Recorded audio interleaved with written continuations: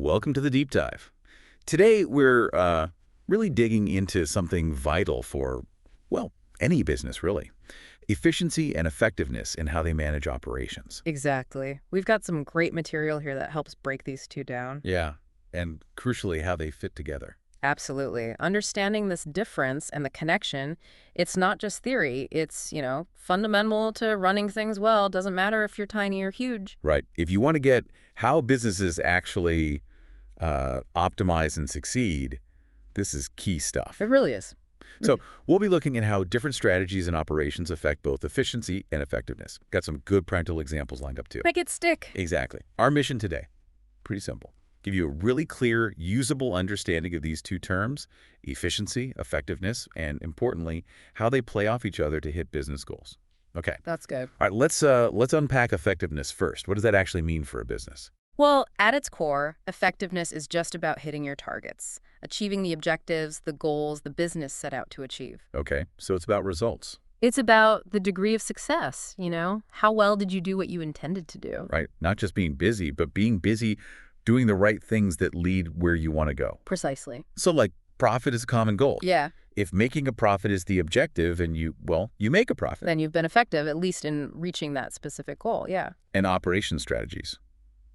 They're the tools to get there. They're the how, the deliberate steps, the systems you put in place in your day-to-day work to make sure you're heading towards those bigger objectives. Okay, let's take an example from the sources. Just in time, JIT. How does that strategy make a company more effective? Okay, JIT. Good one. So, with just-in-time, materials show up exactly when you need them for production. Not before, not after. So less sitting around in a warehouse. Exactly. You cut down massively on storage needs, and you also reduce the risk of stuff getting damaged or going bad or just becoming obsolete while it waits.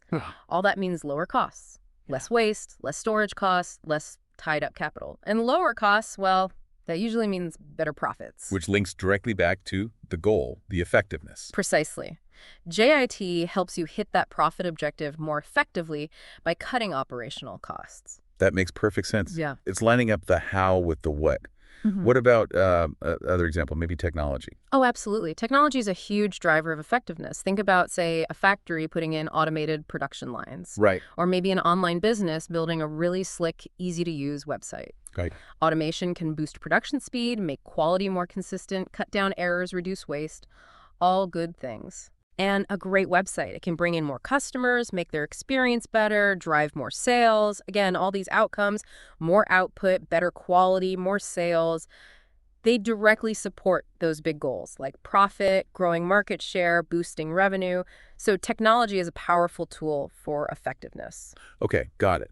Effectiveness is about hitting the mark, achieving the objective. So now, efficiency, what's the deal there? How's it different? Efficiency, well, that's about how you use your resources to get to those objectives. It's about the means, not just the end. Resource use. Yeah. How well are you using your time, your money, your materials, your people? You're efficient when the benefits you get from using those resources outweigh the costs of using them. Right, and that sounds a lot like productivity. Exactly. They're very closely linked. Productivity is basically how we measure efficiency. It's your output, what you produce, compared to your input, what you used up to produce it. So if you want to be more efficient, you need to boost productivity.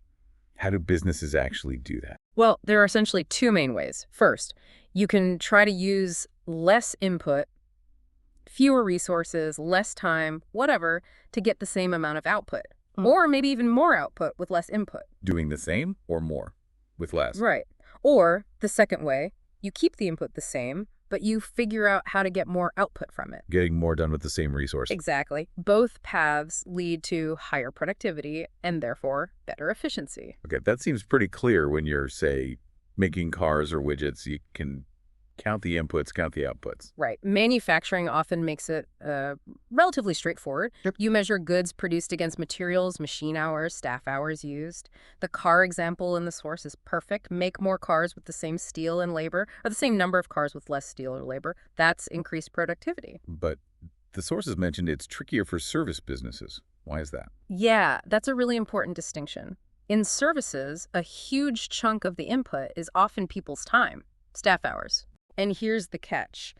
Just trying to increase the output, maybe serving more customers per hour, can sometimes backfire. How so? Well, if your staff are rushed off their feet trying to handle more people, the quality of the service might drop. Customers feel ignored, mistakes happen. Uh, right. So output goes up, but customer satisfaction goes down. Exactly. So for service businesses, measuring productivity isn't just about volume.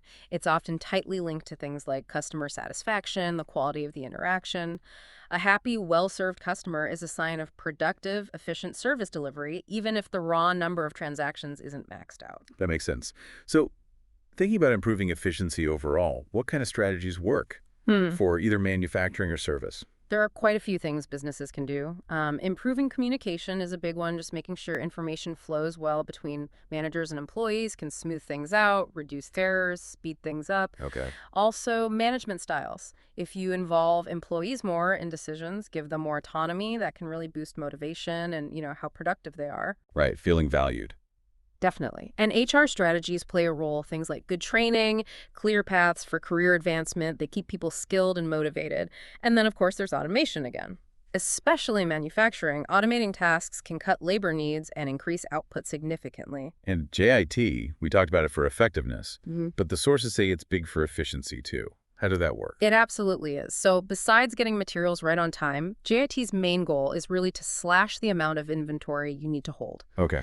Less inventory means less risk of damage, less stuff becoming obsolete, less money tied up in stock that isn't doing anything. You're reducing waste. Less input needed for the same output, essentially. Precisely. Less material wasted, less storage space needed, less handling required. It's just a leaner, more resource-efficient way to operate. And technology, again, seems like it hits both effectiveness and efficiency. It really does. Think about automated systems or specialized software. They don't just help you make more stuff or better stuff that's effectiveness.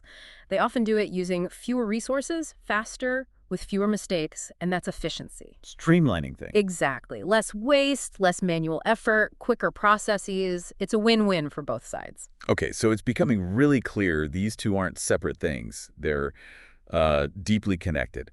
Let's talk more about that interplay. How do efficiency and effectiveness really work together? Well, over the long term, it's really tough to be truly effective if you're incredibly inefficient. You're just burning through resources. Right. You might hit a target once, but it's not sustainable. Exactly. And conversely, you could be super efficient at doing something, but if nobody wants what you're doing or it doesn't match your actual goals, what's the point? You're not being effective. So they really need each other. They absolutely do. Think of them as two sides of the same coin for long-term success. Can you give an example of how improving one helps the other? Sure.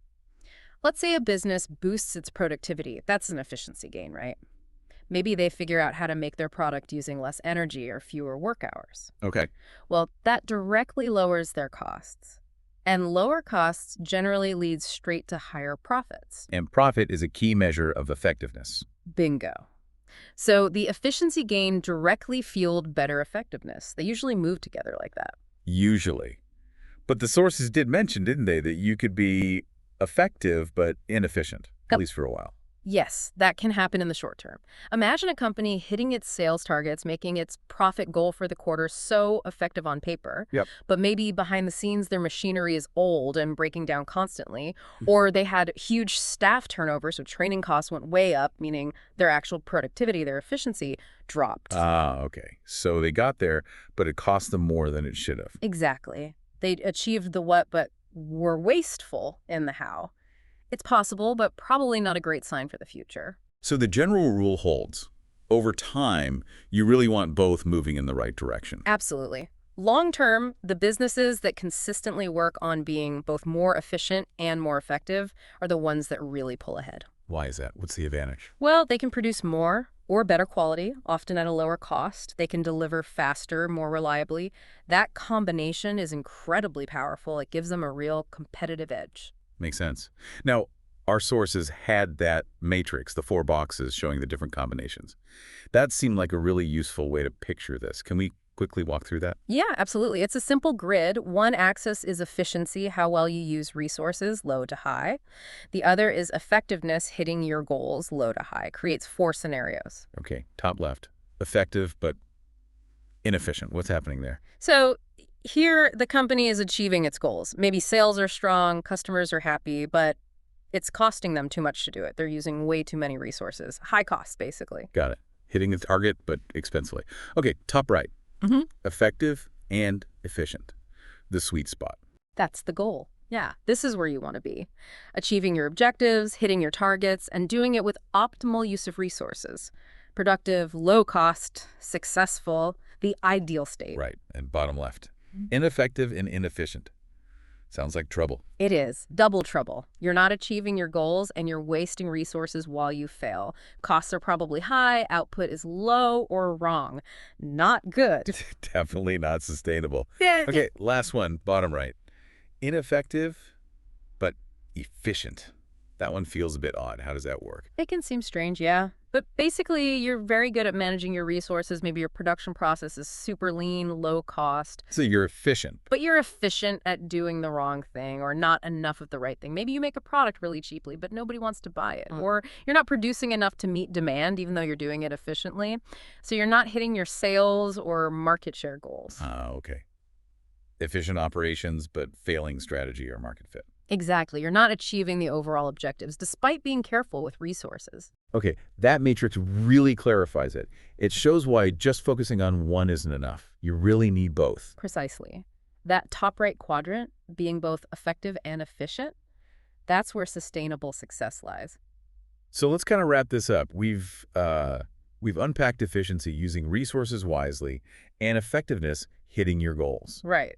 Define them clearly. We looked at how they're really tangled up together, how you generally need both, Yeah, they feed each other. and we saw how different operation strategies, things like JIT or using technology, can push the needle on both efficiency and effectiveness. Making those concepts practical. Absolutely. And the big takeaway seems to be that businesses really need to keep an eye on both, constantly looking for ways to improve efficiency and effectiveness if they want to, really succeed and stay competitive. That sums it up perfectly. They aren't just buzzwords, they're fundamental levers for business performance. Understanding them, managing them, that's critical. Right. So here's a final thought for you, the listener, to chew on. Think about a company you admire, one you think is really successful. Where would you place them on that efficiency effectiveness matrix? Top right, hopefully. Good question. And then maybe think about why. What operational things might they be doing? What strategies could they be using to stay in that sweet spot or maybe even push further? It's a great way to apply these ideas. Definitely makes you look at businesses differently. Well, thanks for taking this deep dive with us today.